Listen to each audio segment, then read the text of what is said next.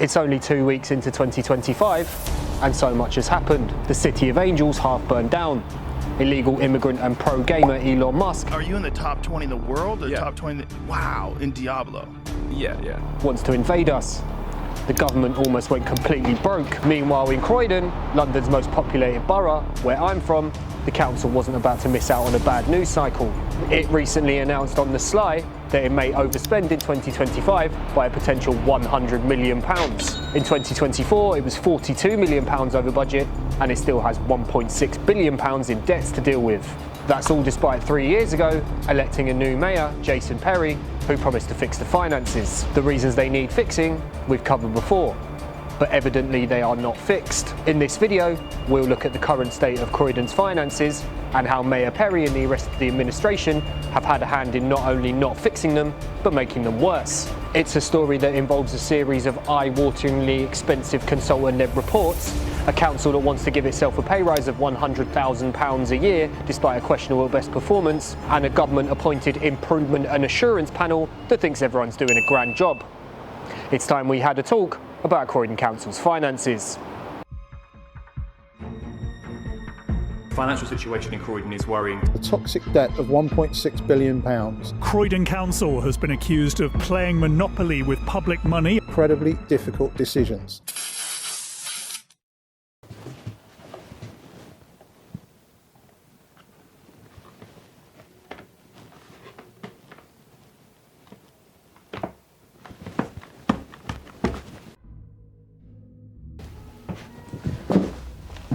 Croydon, home to some 390,000 people in one of the world's most famous cities, is flat broke. We've known about this for a while.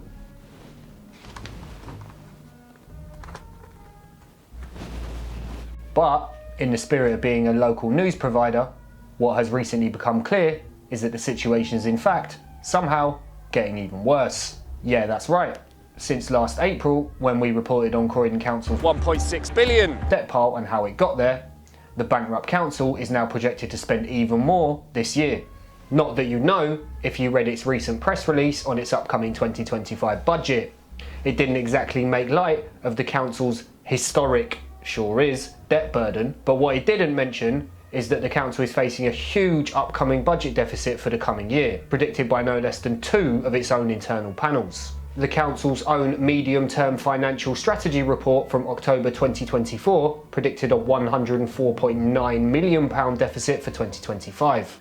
On the other hand, this November 2024 letter from the government-appointed but taxpayer-funded Improvement and Assurance Panel, more on that later, said that the budget deficit for 2025 will be £83 million. So, not even the council themselves or their appointed overseers are sure exactly how much we're going to overspend this year. But clearly, it's a ton of money. Now, look, this is a national matter. I get that. It's a burning trash heap of a global situation, and Croydon Council doesn't really have much control over some of those things. But they don't have to be this bad. That £4 billion national overspend is full of tales like Croydon's, of local councils investing in dodgy property development schemes or other investments that went bust. Nationally though, we're still an outlier. Croydon's £1.6 billion debt pile is enough to put it in the top 5 most indebted councils in the country. And according to this report by Unison, Croydon's 2020 And according to this report by Unison, Croydon's 2025 budget outlook will put it in the top 5 largest deficits of any council in the country too. This all comes with record council taxes, which have gone up by 20% in the last 4 years. Yeah, that's right. The projected £83 to £100 million overspend in this year's budget comes despite record high council taxes.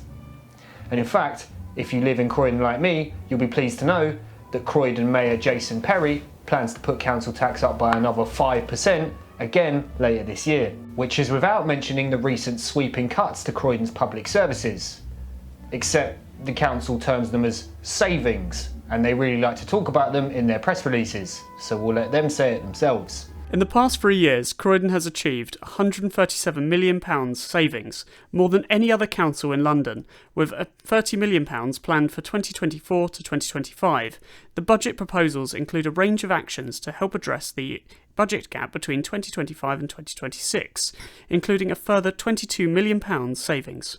However, none of those cuts, like a medieval doctor creepily trying to leech the bad blood out of you, I've now had time to think it over, and I can strongly recommend a course of leeches. are fixing the problem. In fact, things may be getting as bad as they were the last time the council declared bankruptcy before Mayor Perry took over. Because I'm a real journalist now, I spoke to some inside contacts about this story, and one of those sweet grapevine sources gave me some juicy information. This source told me that the National Labour government, currently under a lot of pressure over the whole bloody country's finances, told Croydon Council not to declare itself bankrupt and ask for a bailout until after the national autumn budget. That info lined up with this recent Croydon Council press release about the 2025 budget, which was awfully vague on whether or not the government would actually be stumping up the cash to cover its budget shortfall. In previous years, this support has been in the form of a £38 million capitalisation direction to address the council's debt burden. Rising demands mean this will not be sufficient to cover the budget gap for 2025 to 2026, and the council will not be making a formal request until the government reveals its spending plans in the autumn statement. Could it be Croydon Council is so broke once again that it needs to declare itself bankrupt and get an emergency government bailout? But the Prime Minister doesn't want that bit of bad news on the books just yet. Certainly seems plausible to me. If the council's projected deficit of 83 to 100 million pounds for 2025 is true, they would actually be more in the red than they were when they first declared bankruptcy in 2020, when they were facing a 66 million pound budget shortfall. So, what has been going on?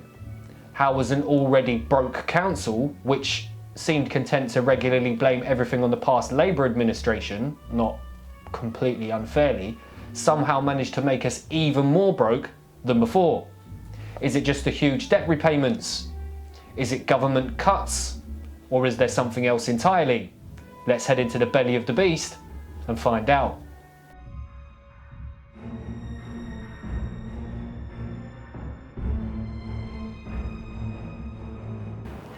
When Jason Perry became Croydon's first elected executive mayor in 2022, he promised to fix the finances after the disastrous previous Labour administration and its failed property development company Brick by Brick left us £1.6 billion in debt, towards which we, Croydon taxpayers, contribute £66 million a year towards paying off. However, Perry hasn't ever mentioned that the council was already £800 million in debt in 2014, which is when he left his last senior position at the council that he'd held since 2008. He has, however, continued to say very often that he's going to fix things, but the finances have remained resolutely broke. In fact, it didn't take long after he was appointed for them to start going downhill even further. According to this budget performance report from 2022, the council went from a projected £2 million surplus when Mayor Perry took over to an £18.93 million deficit within his first 100 days in office. Perry, as he often does, blamed it all on the previous Labour administration. The reality is that the finances of the council are much worse than anyone could have anticipated. I can't overstate how badly managed the finances have been over the last few years. A number of savings in this year's budgets were essentially just numbers on paper with no substance behind them. Regardless of whose fault it actually was, Mayor Perry has failed to do any better. By 2023, the council's budget deficit had ballooned to £63 million. He has continued to promise, as recently as late last year, that he'll get the council's finances under control.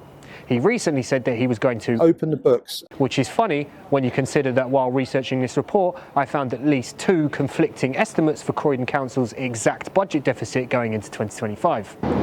So, despite raising council taxes every year by as much as the government allows them to, and slashing millions off the council budget by hollowing out public services, making savings, how has an already poverty-stricken council managed to massively over-budget for the year ahead? Well, I can think of a few reasons.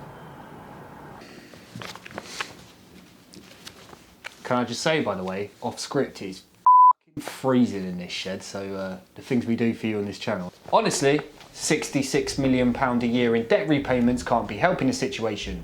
but that only accounts for 16% of the council's annual budgets. So clearly, money is being lost somewhere else. For one thing, we have 10 council members earning £3.6 million a year between them, including council CEO Catherine Kurzweil, who's on £200,000 a year. Then there's £6 million that was spent on consultants' reports into, can you believe it, cost cuttings and making savings.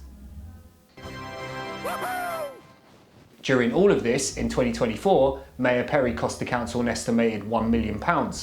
That's because he dilly-dallied on rolling out the planned increase in parking fees for over 6 months. Why?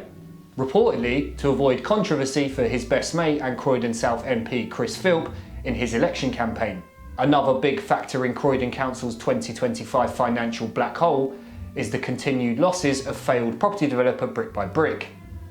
The council recently went £96.9 million in the red on a leaseback deal to buy an apartment block that the developer finished in 2022 and couldn't sell.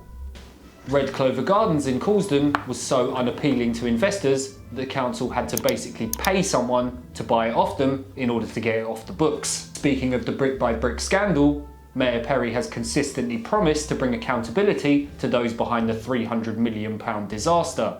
But the Metropolitan Police have declined to open an investigation into anyone involved, and the crumbling wall of the developer's finances has yet to be fully knocked over.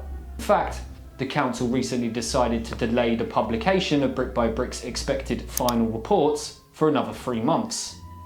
Conveniently, that will be released in March, which is just after the council's 2025 budget announcement and the possible £100 million overspend that entails. Then there's also the government-appointed but Croydon taxpayer-funded Improvement and Assurance Panel. Its members are paid £1,000 per day. That amounts to some £660,000 spent on the panel since it was first brought in 3 years ago. It's soon set to wind up, and in late 2024 it published its exit plan. So, what did this panel of well-paid experts have to say about the state of Croydon's finances 3 years after they came in? The Improvement and Assurance Panel's exit strategy sets out the panel's plan for leaving Croydon in July of 2025 or sooner, confident that we are on a sustainable pathway of continuous improvement. Yeah, right, okay. Look, I get paid about £100 a month on Patreon and around £5 for each 1,000 of you that watch this. And I can categorically tell you that Croydon Council's finances are Maybe I should get a job on the council like people keep saying in the comments. Anyway. So, what happens next? Well, I'm going to make a bold prediction here. Croydon Council will declare bankruptcy again sometime this year. Am I Nostradamus? Am I a poor fool who spends far too much time reading council finance reports instead of doing something profitable like investing in Dogecoin? Maybe, neither. But I do think that a Section 114 notice may be posted through the door at the council's offices here on Mint Walk sometime in 2025. But probably not until after whatever other bad news is buried in the autumn budget comes out later this year.